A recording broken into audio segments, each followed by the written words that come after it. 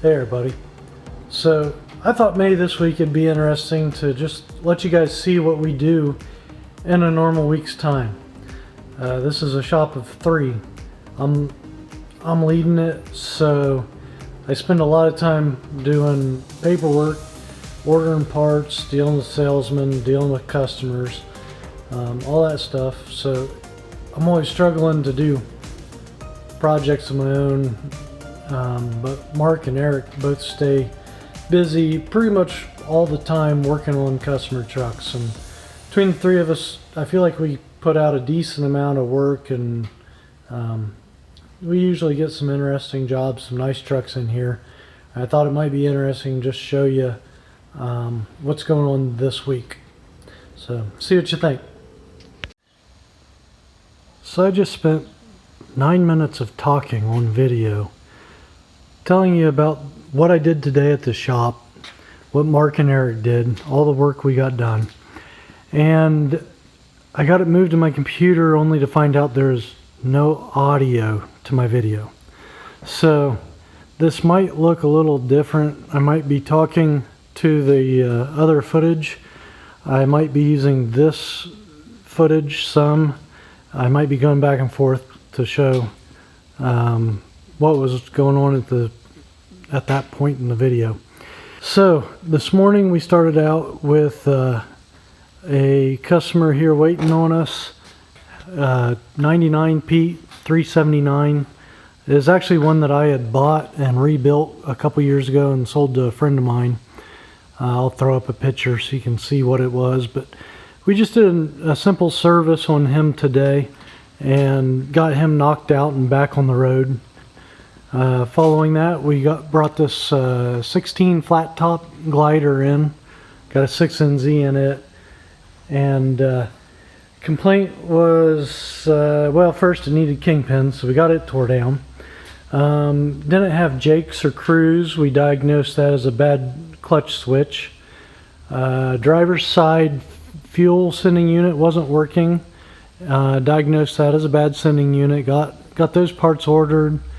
Mark ran the overhead on it today.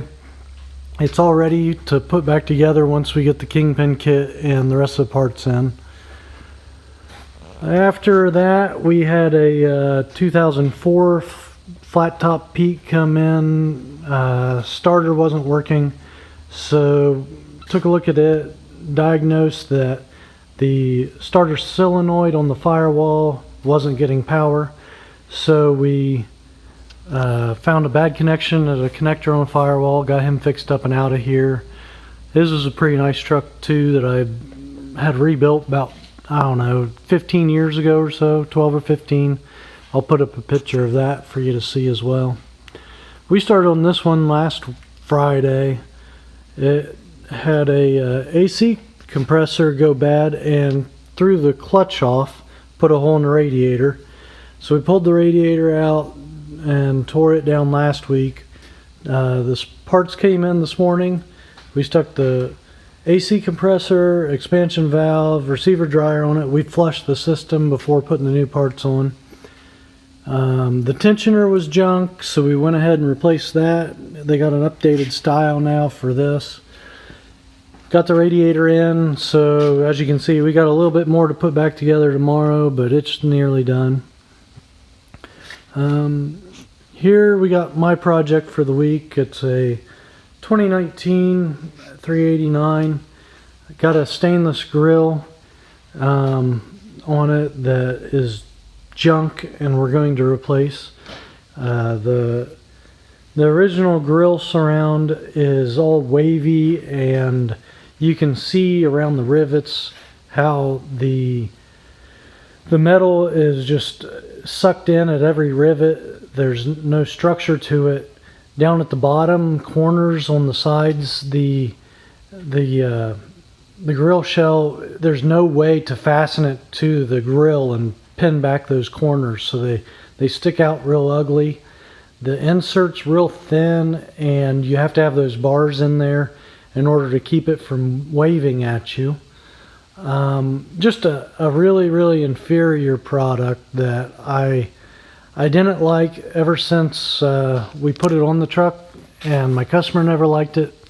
So we ended up buying a J Ferrell kit for him. Much better quality, much thicker material. The thickness of the J Ferrell is 0.7 or 77 thousandths of an inch thick. The aftermarket one that we're replacing was 36 thousandths of an inch. So the new one is over twice as thick as the old. And that's very important on a Peterbilt hood, because if you don't have a solid grill shell, it makes the whole hood floppy and rattly. It won't want to open and shut smoothly or go down into its guides correctly. I think it just makes the whole hood weaker, and if you have a hood that's weak and loose on your truck, all that shaking going down the road will end up fatiguing the aluminum panels, and you'll crack your panels out much faster than you would if your hood is tight. You need tight hood hinges, you need tight straps holding it down, you need good bumpers, good guides. That hood needs to be pretty solid in its place, or you're going to fatigue your hood and hurt it and shorten the life of it. Also, it's in here because I ran a stack into our overhead door opening last week or a couple weeks ago, and bent a stack because I forgot to put the air down.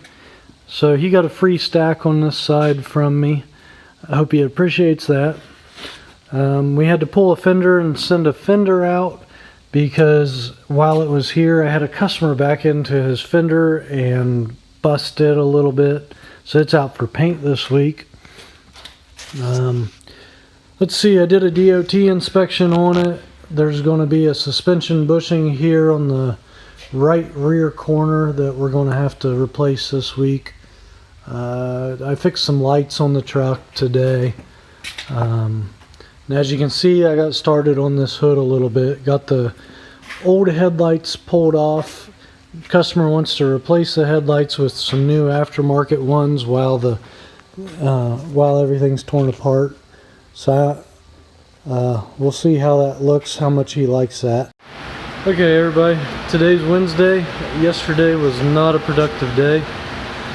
We had that Kingpin kit come in wrong, and turns out I had the wrong VIN number for the truck. So when we figured that out, we found out that the truck actually had a Meritor steer axle in it, which made it an oddball kit.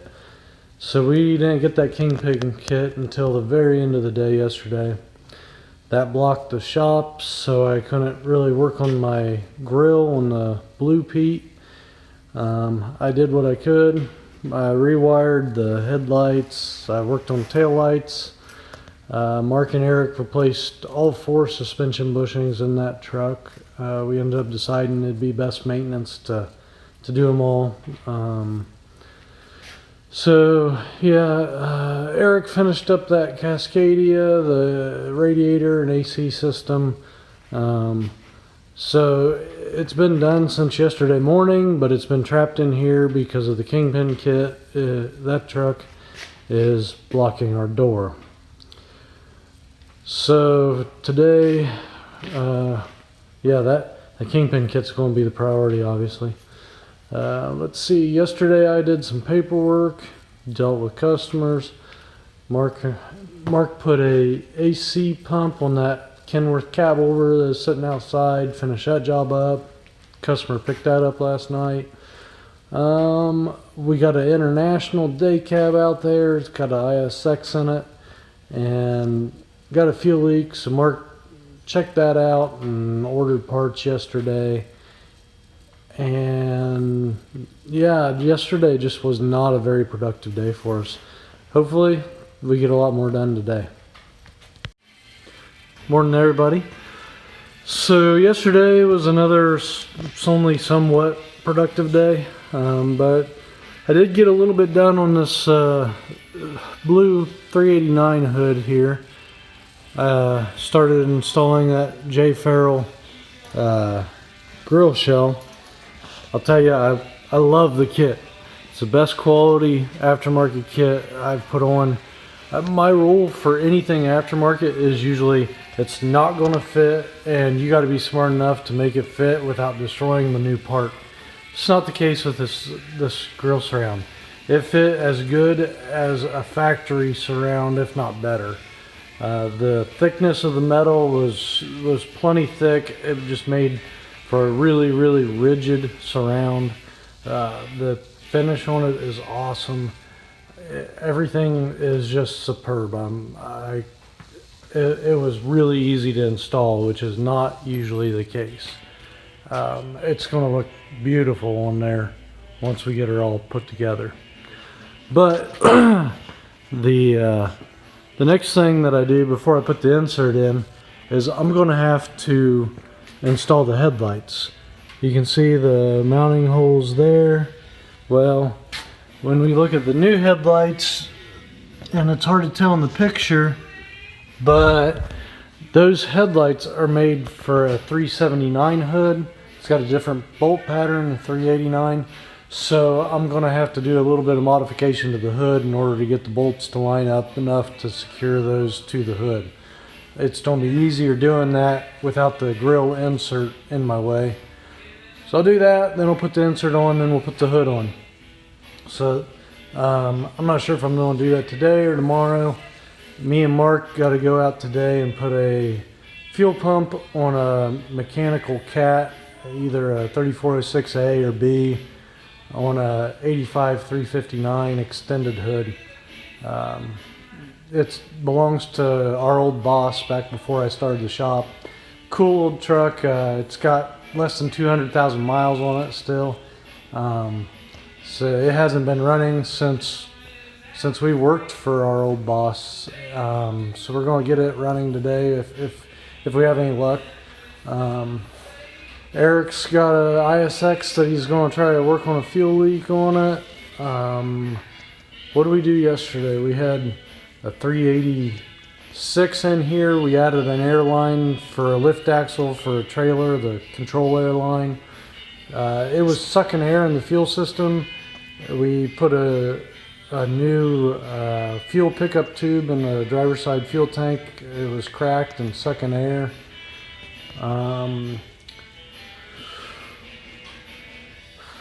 Well, we finished up the Kingpins and put a fuel sending unit in that flat top Pete. We finally got that done yesterday.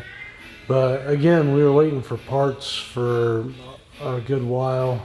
Just slowing us down from getting our normal amount of work done. See if today or tomorrow goes better. But this week has been rough. It was rough with all these parts situations. My videos, trying to make these, I've had trouble every day. My first video, I lost audio on it. I had a video cut off, the phone battery died on me yesterday. So I don't know. This week, it might be not too many people's impressed with our work. But we'll see how today goes. Morning, everybody. We're hoping today's going to be a good day and a productive day, better than what it has been earlier this week. Yesterday we got a little bit done. The big accomplishment, the exciting accomplishment, was that we got that fuel injection pump put on that 85 359 that had been sitting in the same spot for over 10 years, and as my old boss's pride and joy. Honestly, I think yesterday I said it had less than 200,000 miles. I think it has less than 100,000 miles on it. Real nice extended hood. Got it fired up yesterday.